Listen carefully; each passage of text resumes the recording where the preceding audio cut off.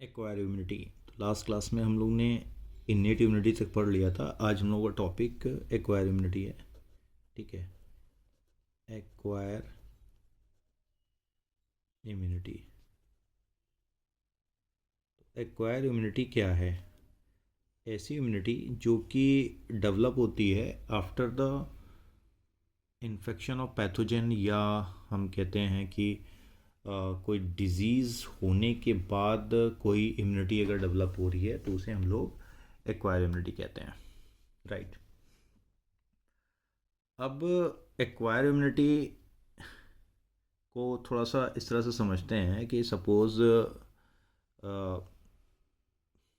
Body में, हमारी body में एक पैथोजन एंटर करता है। राइट।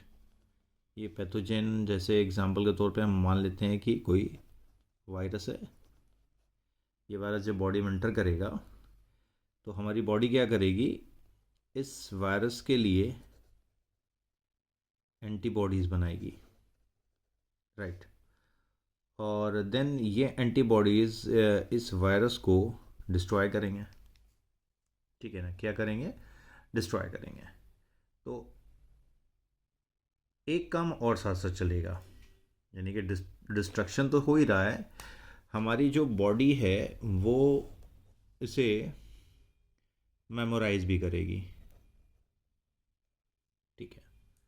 तो किल करना, उसके अलावा मेमोराइज करना, ये देखा हमने एक्वायर इम्यूनिटी में। और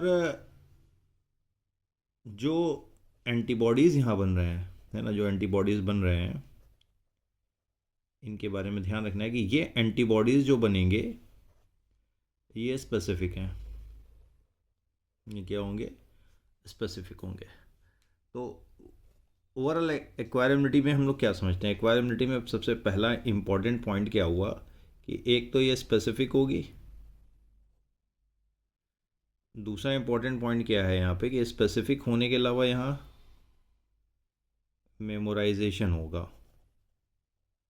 ठीक है, मेमोराइजेशन होगा। और तीसरा पॉइंट है, इसमें कुछ takes time to develop.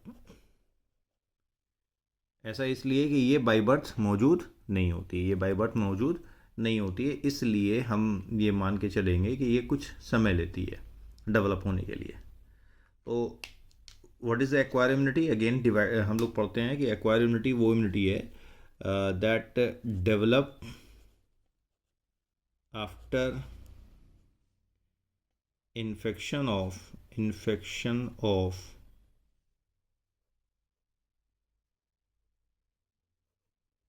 Pathogen. ठीक है, पैथोजन के इन्फेक्शन के बाद यह डेवलप होती है।